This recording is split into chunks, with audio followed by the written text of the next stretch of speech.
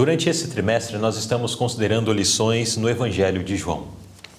Uma das coisas interessantes que nós notamos ao estudar este Evangelho são os encontros que Jesus teve com diversas pessoas. Nós já vimos o encontro de Jesus ali com os primeiros discípulos, o diálogo que Jesus teve com eles. Nós vimos o encontro de Jesus com Natanael, foi um encontro bonito, né?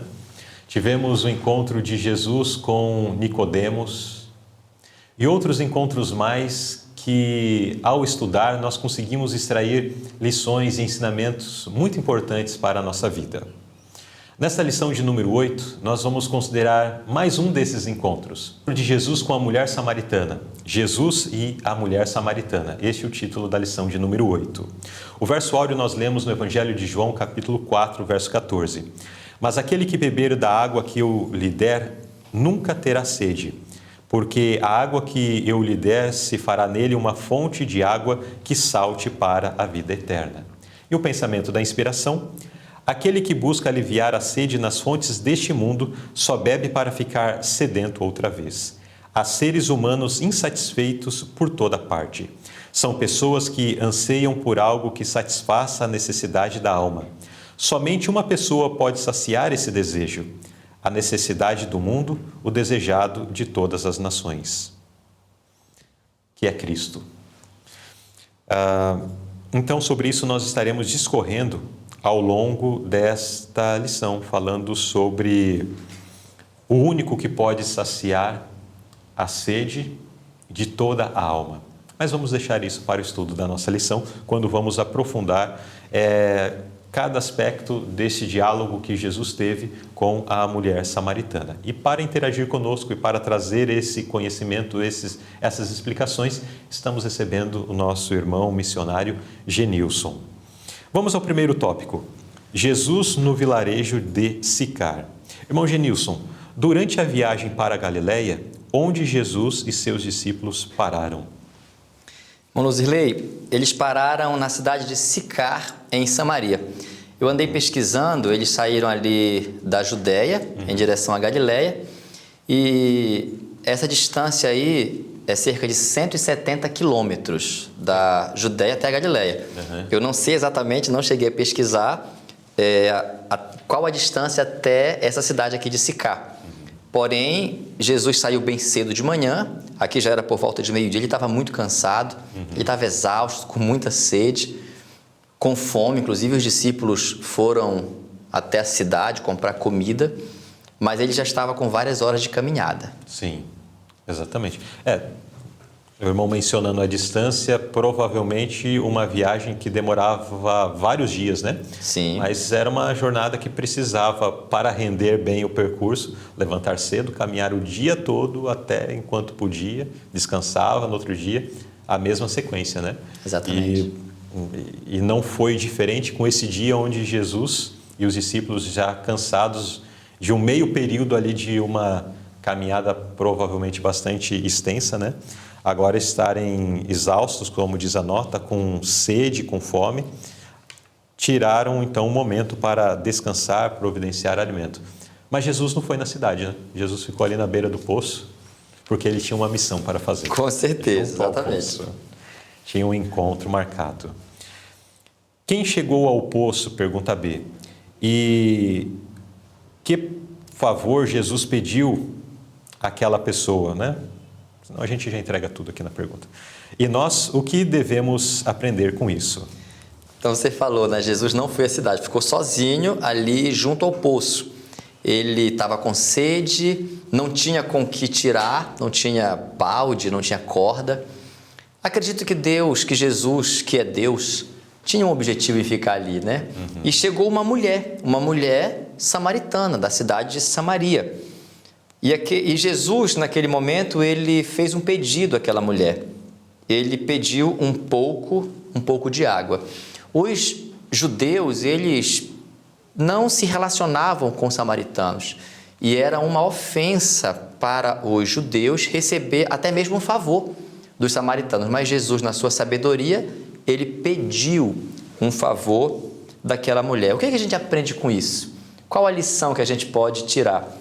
Muitas lições. Uma lição aqui que eu particularmente vejo, uma lição muito importante para todos nós, é uma lição de humildade. Mesmo com toda a... esqueci a palavra agora aqui, a divergência, né? Sim. A Conflito, dificuldade, o conflito. Exatamente isso aí. Entre as nações, Jesus, com um objetivo, ele pediu um favor daquela mulher. É uma grande lição de humildade, uma grande lição de amor, porque ao pedir aquele favor para aquela mulher, Jesus queria, na verdade, beneficiar aquela mulher. Ele queria ajudar aquela mulher, ele queria salvar aquela mulher. Então temos aí uma lição de humildade, uma lição de amor, uma lição de salvação. Muito bem, interessante isso daqui, frisado pelo irmão Genilson, porque Jesus ele poderia ter ficado calado, né? Sim. Está ali, é um samaritano, vou ficar aqui no meu cantinho calado.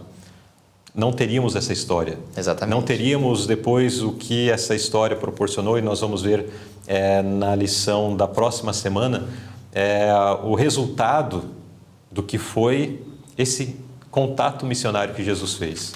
E quantas vezes, trazendo agora para uma aplicação prática, nós perdemos oportunidades que nos surgem nas nossas diversas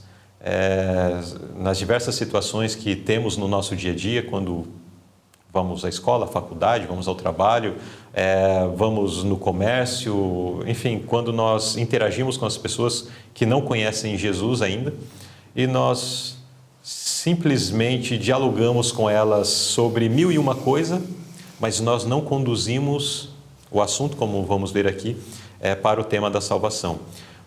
E às vezes nós falamos, não, mas eu não falei sobre isso com ele porque ele nem gosta desse negócio de religião. Eu não falei disso com ele porque eu não fui lá para falar sobre isso. Jesus poderia ter pensado assim. Com certeza. Eu não falei com a mulher, dada a desculpa, né? Eu não falei com a samaritana porque, primeiro, era uma mulher, aliás, vamos começar de um outro modo. Era do povo do samaritano. O judeu não se comunica com o samaritano. Segundo, era uma mulher. Eu não vou conversar aqui com uma mulher, estava só ela, estou eu aqui, vai gerar uma aparência do mal aqui. É melhor não criar esse diálogo. E poderia ser apresentado mil e uma desculpas para que o diálogo de Jesus com a mulher samaritana não acontecesse. Com certeza. Mas Jesus dialogou com ela. Inclusive, irmão Luz, ele anota, o finalzinho da nota, tem um trecho que seria talvez mais um motivo para Jesus não falar com ela, não pedir favor a ela. Diz assim, o rei dos céus chegou a essa alma marginalizada pedindo um favor.